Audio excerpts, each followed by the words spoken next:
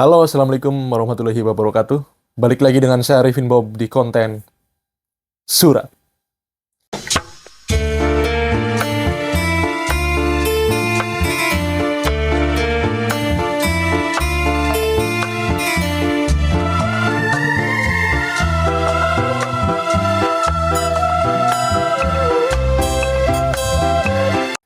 Pada konten Surat kali ini saya pengen ngebahas soal banyak banget yang pengen kerja ke Jepang. Menurut kalian, kenapa kira-kira akhir-akhir ini banyak banget yang pengen kerja ke Jepang? Apakah karena iri melihat postingan-postingan teman-teman kita yang sudah ada di sini? Atau memang karena gengsi? Atau karena memang gajinya besar? Atau karena memang sudah impian sejak kecil? Kita bedah bersama-sama. Kebetulan saya udah habis rokoknya ini ya. Lupa tadi nggak beli di Kombini. Jadi untuk konten sekarang nggak sambil ngerokok. Jadi buat kalian yang pengen ngerokok silahkan rokokan aja lah. Saya ini lupa nggak ada rokok ya. Mau yang di rokok mana gitu. Ntar, sepatu masih ada nih. Kosong. Udah. Silakan lah. Ente pada yang ngerokok sambil ngopi. Kebetulan saya baru pulang kerja. Baru banget ini. Masih kucal kayak gini. Oke, langsung kita bahas. Kenapa banyak yang ingin bekerja ke Jepang? Kalau memang kerja ke Jepang bisa membuat impian kita tercapai ataupun mendekati pencapaian ya. Cuman ada dari saya, masukkan aja ya. Masukkan aja dari saya. Saya nggak mau nasihatin kalian lah. Saya juga nggak mau gurui kalian. Ini hanya informasi. Hanya info, sekedar info aja. Di Jepang, mungkin yang kalian dengar, kerjanya enak, kerjanya solid, gak ada korupsi, terjamin, semuanya pakai mesin, negara maju. Jepang itu kan negara maju ya. Pekerjaannya sesuai dengan gaji yang diterima. Jadi di Jepang tuh nggak bisa kita telan mentah-mentah informasi yang sering beredar di media sosial atau di link-link ya, atau dari mulut ke mulut bahwa di Jepang itu kerjaannya enak-enak terus yang beredar gitu kan. Ini saran dari saya, masukan dari saya untuk kalian semua, terutama yang belum datang ke Jepang ya, yang masih rencana atau yang masih menunggu. Jadi kalian jangan berpikir di Jepang ini kerjaannya enak, perusahaannya itu bener-bener semua, nggak ada perusahaan yang nggak benernya. Buang aja lah pemikiran-pemikiran kayak gitu. Karena apa? Karena takutnya nanti kalian jadi kecewa dan nyesel begitu kalian datang ke Jepang. Ini bukan saya nakut-nakutin kalian ya. Ini hanya ya masukan aja supaya kalian nanti nggak kaget begitu datang ke sini. Apalagi semisal kalian ternyata datang di Jepangnya masuk di perusahaan yang nggak sesuai sama yang beredar di masyarakat dari mulut ke mulut.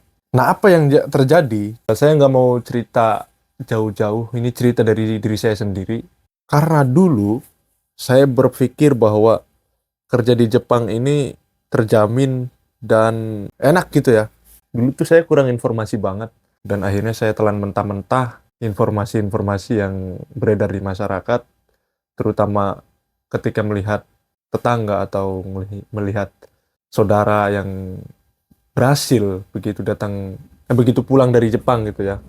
Berhasilnya itu bukan berarti sukses, bukan. Berhasilnya itu ya dia punya rumah, dia punya kendaraan, dia punya modal untuk usaha, dia punya tanah gitu.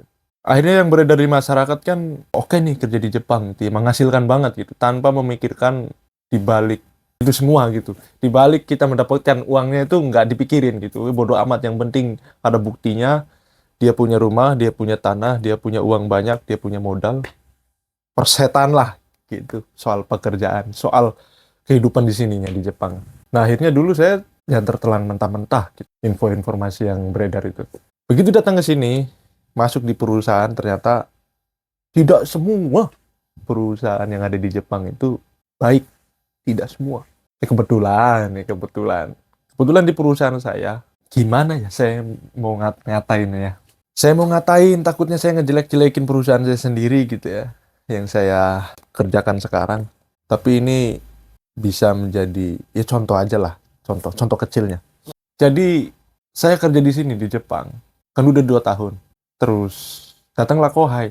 Datang Kohai, baru pertama masuk, ternyata gajinya sama. Loh, kok sekarang Mas Bob jadi mempermasalahkan gaji? Sedangkan katanya Mas Bob dulu-dulu tuh nggak mempermasalahkan soal gaji.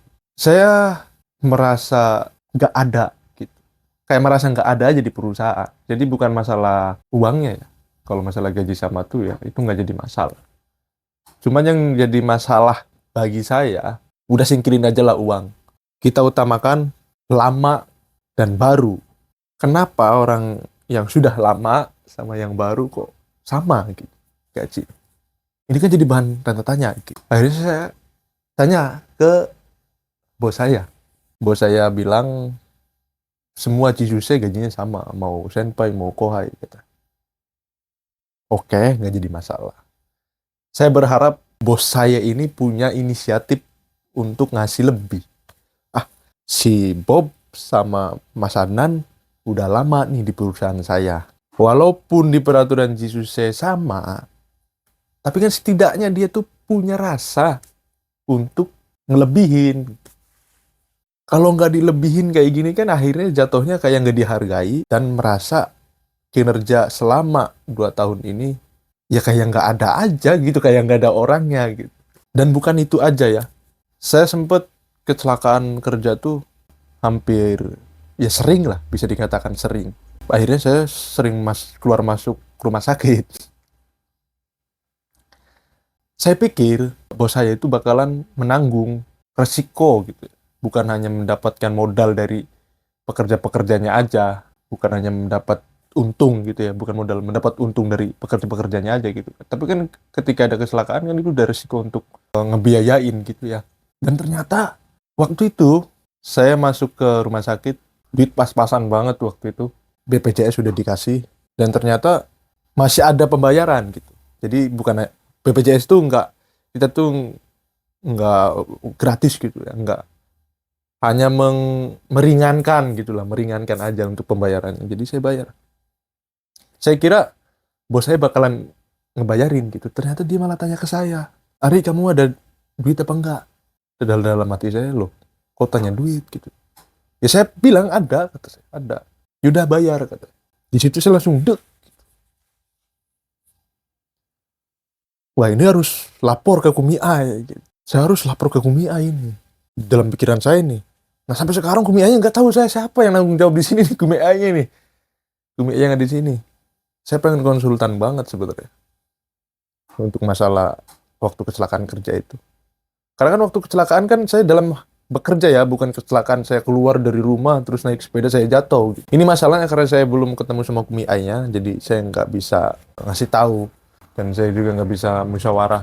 Ya akhirnya saya telan aja deh, gitu. Telan dan akhirnya disodorin yang kemarin saya ceritain perpanjang kontrak ya, perpanjang pekerjaan itu untuk ngelanjutin Tobi di 2 tahun. Ya udah pasti saya tolak ya. Saya tolak banget, saya tolak mentah-mentah. Karena suguhannya dari dia ya, hidangan dari dia sendiri ya. Seharusnya kan dia sebagai bos itu kan, sebagai satwa itu kan mikir kalau pengen karyawannya tetap betah nyaman lama gitu ya. Ya bukan hanya mencari keuntungan aja, jangan egois gitu. Kalau cuman menguntungkan diri sendiri, nggak menguntungkan buat karyawannya, ya pasti bubar. Dan ternyata terbukti karyawannya makin berkurang, makin berkurang, makin berkurang.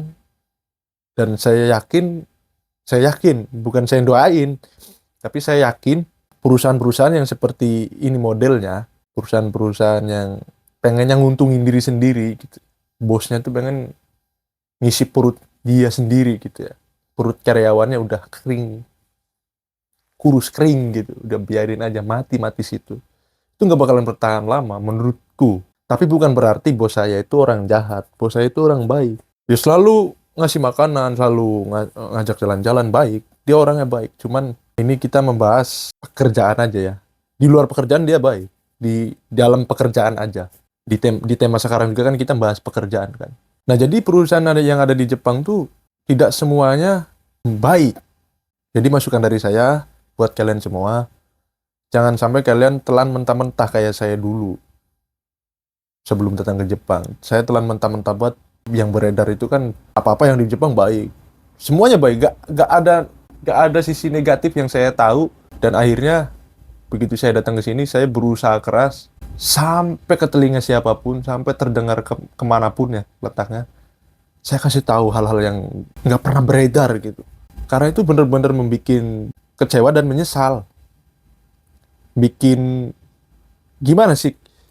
Kalian udah termakan, didot screen terus.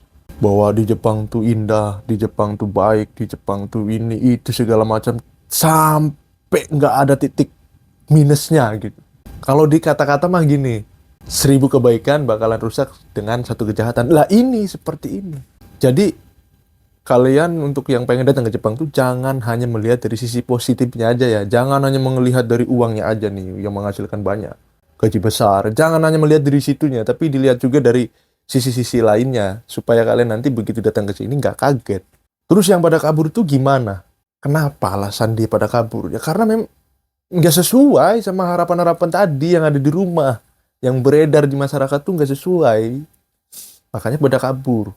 Apalagi di rumah punya tanggungan untuk dibayar, sementara di sini gajinya kurang untuk menutupi apa yang harus dia bayar.